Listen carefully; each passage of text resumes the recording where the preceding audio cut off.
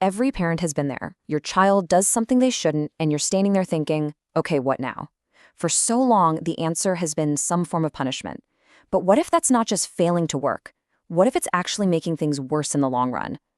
All right, let's really get into this and explore a different path, a more connected way to parent.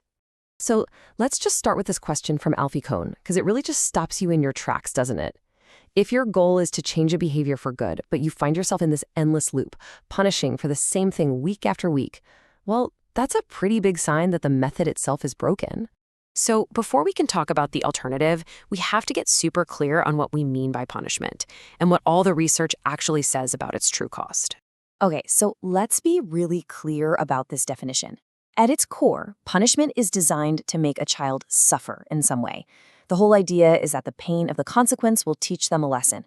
But as we're about to see, decades of research tell a completely different story. And listen, this isn't some new age idea. We're talking about studies going all the way back to 1957 that found punishment was consistently counterproductive. And the newer research, it just confirms it. It actually shows that kids who get punished more at home often have higher levels of misbehavior when their parents aren't around. So why doesn't it work? Well, this slide breaks it down perfectly. Think about it. When a child is punished, they're not usually thinking, gee, I should really reflect on my poor choices. No, they're thinking about how unfair it is, how to get back at you, or, and this is key, how to not get caught next time. It completely distracts them from learning empathy or right from wrong. Instead, it just makes them focus on themselves and how to avoid the pain. The bottom line is, punishment doesn't build character. It just builds resentment. Okay, but what about the nicer sounding stuff? Things like natural consequences or timeouts. Well, the argument here is that these are often just punishment with a fancy new name.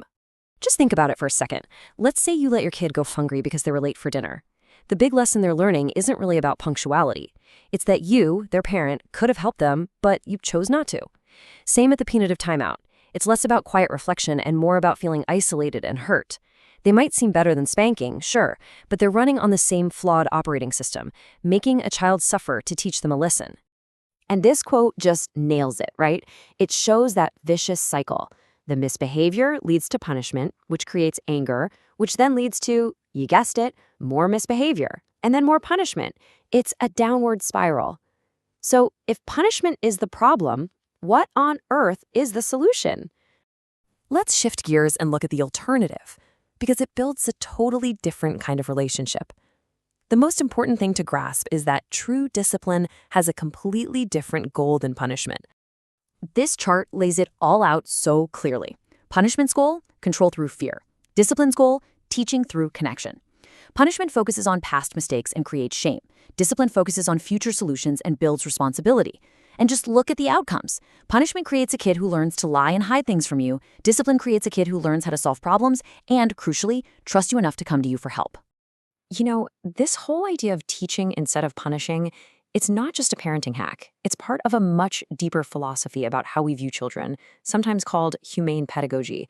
So this slide compares two totally different worldviews. On one side, you have the authoritarian approach. It's all about coercion. It's a monologue. Do what I say. But the humane approach is about cooperation. It's a dialogue. It's about seeing our job not just as cramming skills into a kid's head, but as nurturing their character, their spirit, their inner sense of self-worth. So the goal ultimately shifts from creating an obedient child to helping raise a noble person. It's a profound change in perspective. It's all about respecting who they are inside and working with them, not just doing things to them. Okay, this all sounds really great in theory, right? But what does it actually look like when your toddler is having a meltdown in the grocery store? Let's get practical. UNICEF gives us this awesome 5-step game plan. And notice where it starts. Step 1, your relationship. That one-on-one time is the foundation for everything else. Then you build on that. You praise the good stuff. You set super clear expectations, not just be good, but please use your indoor voice. You get creative and redirect them before things blow up. And if you absolutely have to use a consequence, it's always calm, it's logical, and it's focused on teaching, not on causing pain. And holding all of this together is the glue, trust. This is the bedrock. When kids trust you, they actually want to cooperate. And you build that trust by being honest with them, by being consistent, and this is maybe the most important part, by reacting to their mistakes not with anger, but with tolerance and an offer to help. So, at the end of the day, it really all boils down to a fundamental choice. A choice about the kind of relationship you want to build with your child. Do you want a relationship that's based on control, where your child listens because they're afraid of what you'll do if they don't? Or do you want a relationship built on connection, where your child chooses to cooperate because they feel safe with you and they trust you? And that brings us to the final, most important question of all. When your child messes up, and believe me, they will, because that's all they learn, what do you want their first instinct to be? Do you want them to hide it, to lie, to fear what's coming next?